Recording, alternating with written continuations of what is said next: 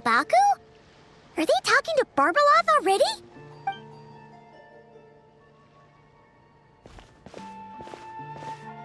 Traveler and Paimon?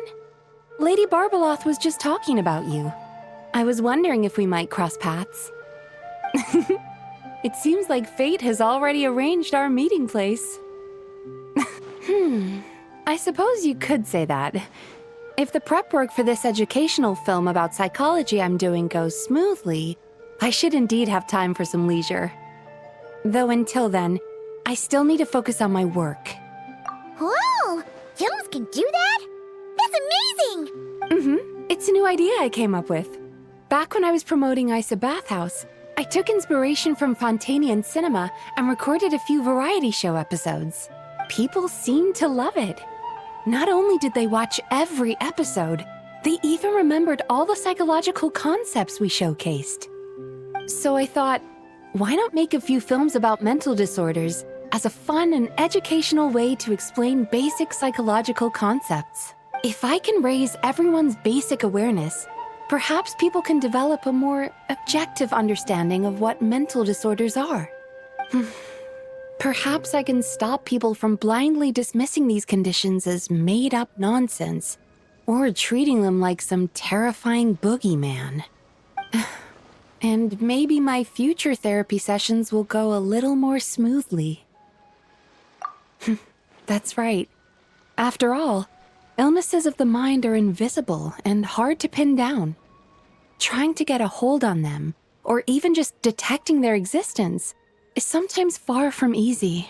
But even I don't know how to pin them down to fit neatly into a script.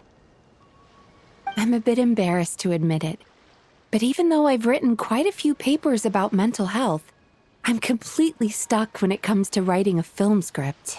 Sometimes I stay cooped up in my room all day, endlessly going over a few lines of dialogue or a few seconds of plot. Even then, I might come away with nothing to show at the end of it.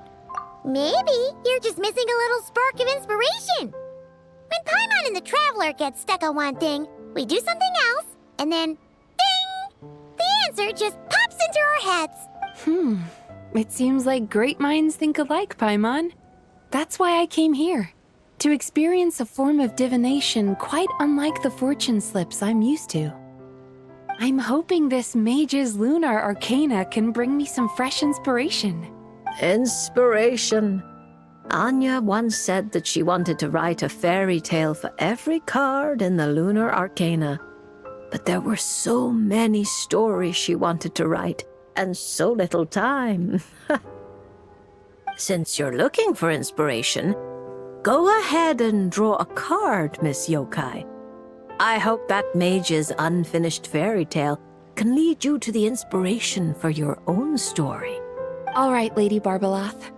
But most of what I know about divination relates to the Grand Narukami Shrine. Fortune-telling with cards is a first for me.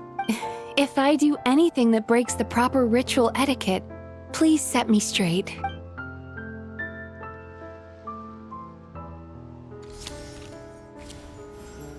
Oh my, the reversed moon. The upright and reversed meanings of the moon are similar.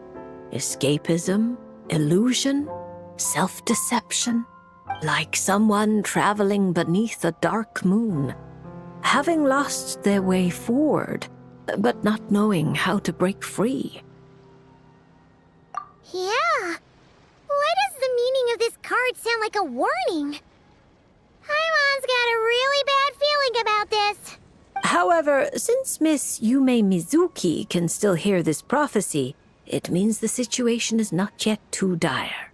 With a little effort, you may be able to exit the haze that obscures your path ahead and find what you seek.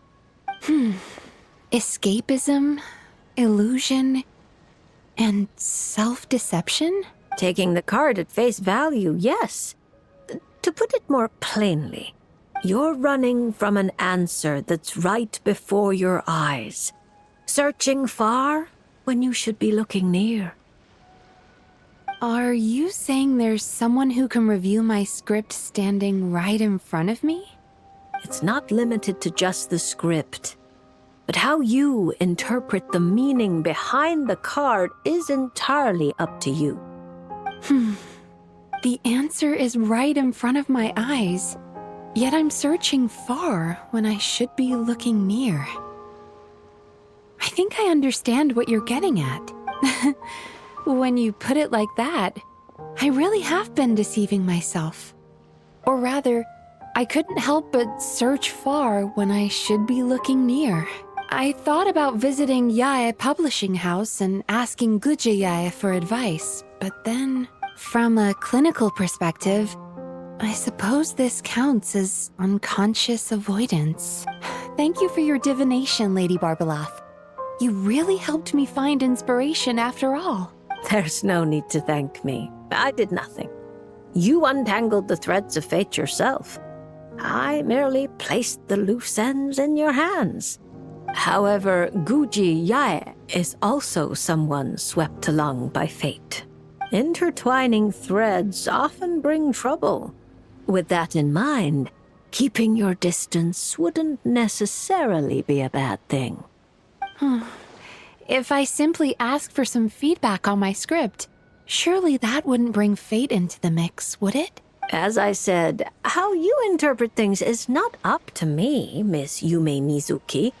I cannot see every twist in your future from reading a single card. Who can perceive every obstacle on the path of fate before it trips them up? Sometimes it's just like that little brat said. Fate is called as such, for it cannot be changed, nor can it be reversed.